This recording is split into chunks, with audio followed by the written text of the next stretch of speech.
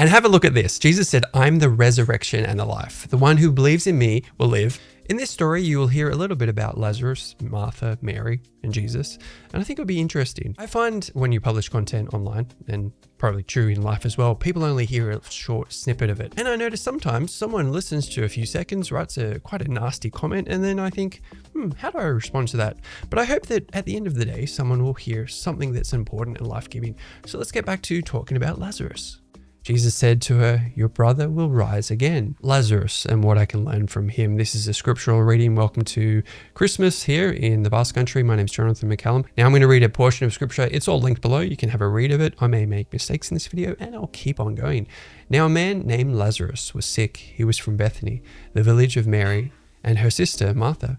This Mary was brother Lazarus now lay sick, was the same one who poured perfume on the Lord and wiped his feet with her hair. Now the sisters sent word to Jesus, Lord, the one you love is sick. When he heard this, Jesus said, the sickness will not end in death. No, it is for the God's glory, so that God's Son may be glorified through it. Now Jesus loved Martha and her sister and Lazarus. So when he heard that Lazarus was sick, he stayed where he was for 2 more days.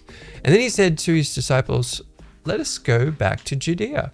But Rabbi, they said, a short while ago, the Jews there tried to stone you, and yet you are going back? Jesus answered, are there not 12 hours of daylight? Anyone who walks in the daytime will not stumble, for they see by the world's light. It is when a person walks at night that they stumble, for they have no light. After he had said this, he went on to tell them, our friend Lazarus has fallen asleep. And he's not talking about normal sleep, but I'm going to work there to wake him up. Jesus then goes on to say to his disciples who asked him, Lord, if he sleeps, he will get better.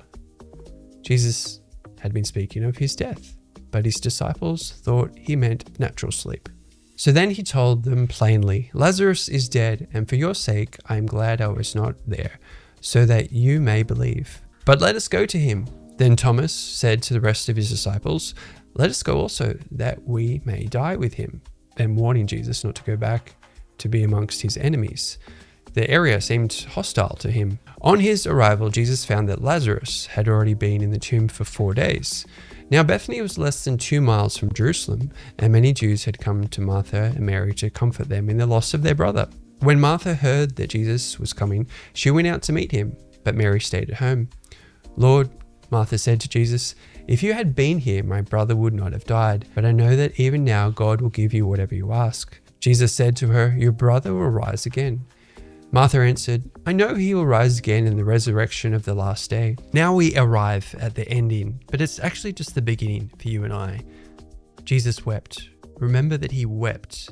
And the Jews said, see how he loved him. Some of them said, could not he who opened the eyes of the blind man have kept this man from dying? Jesus, once more deeply moved, arrived at the tomb. It was a cave with a stone laid across the entrance. Take away the stone, he said. But Lord, said Martha, the sister of the dead man, by this time there is a bad odor, for he has been there 4 days. Then Jesus said, did I not tell you that if you believe, you will see the glory of God? So they took the stone away. And Jesus looked up and said, Father, I thank you, you have heard me.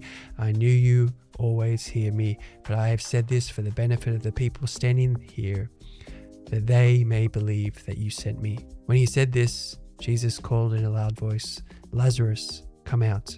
The dead man came out, his hands and feet wrapped with strips of linen and cloth around his face. Jesus said to them, take off the grave clothes and let him go.